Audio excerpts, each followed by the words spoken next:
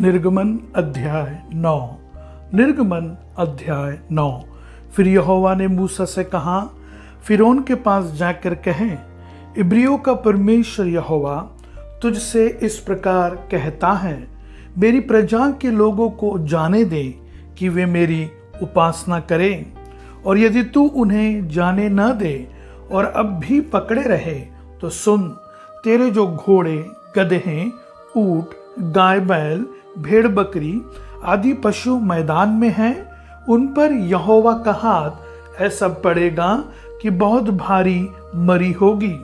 परंतु यहोवा इजराइलियों के पशुओं में और मिस्रियों के पशुओं में ऐसा अंतर करेगा कि जो इजराइलियों के हैं उनमें से कोई भी न मरेगा।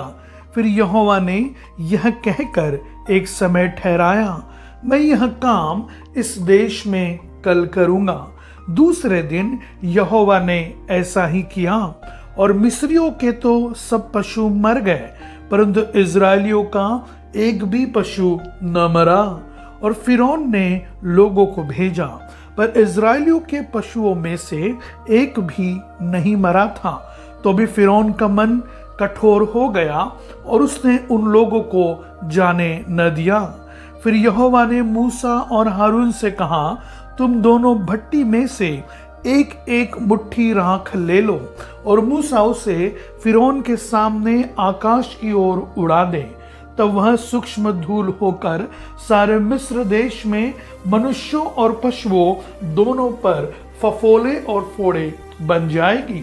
इसीलिए वे भट्टी में की राख लेकर फिरौन के सामने खड़े हुए और मूसा ने उसे आकाश की ओर उड़ा दिया और वह मनुष्यों और पशुओं दोनों पर फफोले और फोड़े बन गई।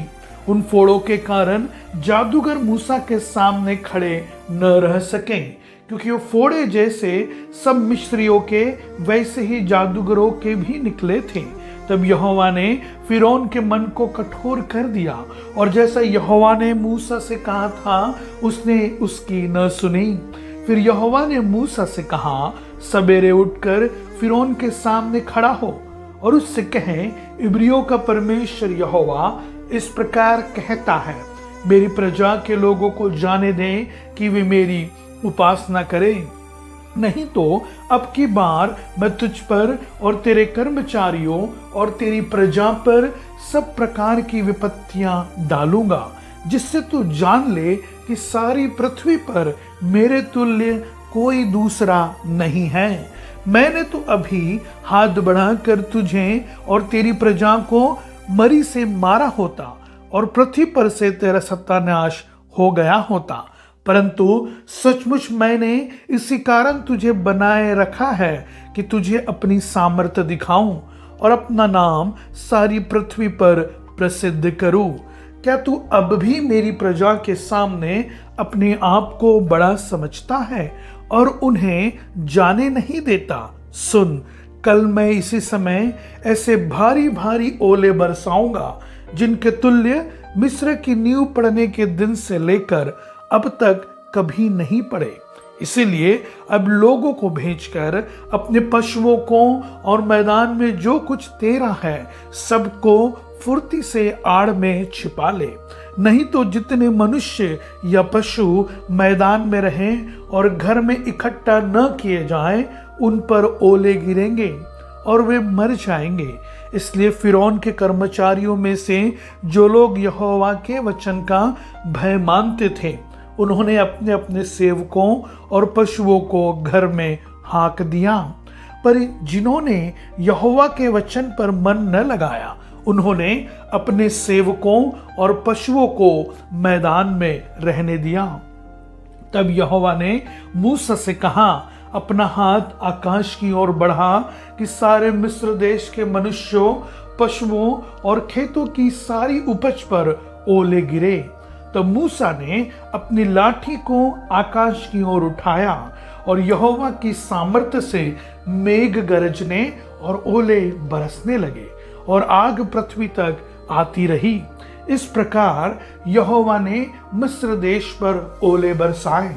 जो ओले गिरते थे उनके साथ आग भी मिली हुई थी और वे ओले इतने भारी थे कि जब से मिस्र देश बसा था तब से मिस्र भर में ऐसे ओले कभी ना गिरे थे।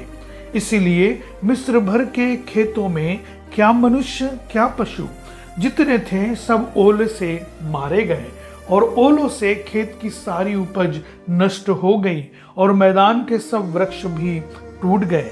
केवल गोशेन प्रदेश में जहाँ इजरायली बसते थे ओले नहीं गिरे।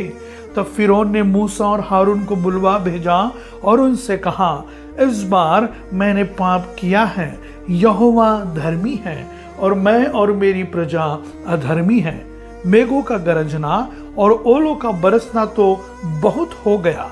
अब यहोवा से विनती करो, तब मैं तुम लोगों को जाने दूंगा और तुम न रोके जाओगे। मूसा ने उससे कहा, नगर से निकलते ही मैं यहोवा की ओर हाथ फैलाऊंगा, तब बादल का गरजना बंद हो जाएगा और ओले फिर न गिरेंगे। इससे तू जान लेगा कि पृथ्वी यहोवा ही की है। तो भी मैं जानता हूं कि न तो तू और न तेरे कर्मचारी यहोवा परमेश्वर का भय मानेंगे। सन और जौ तो ओले से मारे गए, क्योंकि जौ की बालें निकल चुकी थी और सन में फूल लगे हुए थे, पर गेहूं और कठिया गेहूं जो बड़े न थे, इस कारण वे मारे न गए। जब मूसा ने फिरौन के पास से नगर के बाहर निकलकर यहोवा की ओर हाथ फैलाए, तब बादल का गरजना और ओलों का बरसना बंद हुआ और फिर बहुत मेह भूमि पर न पड़ा। परंतु यह देखकर कि मेह और ओलों और बादल का गरजना बंद हो गया, फिरौन ने अपने कर्मचारियों समेत फिर अपने मन को कठोर करके पाप किया। इस प्रकार फिरौन का मन हठीला होता गया और उसने इजरायलियों को जाने न दिया, जैसा कि यहोवा ने मूसा के द्वारा कहलाया था।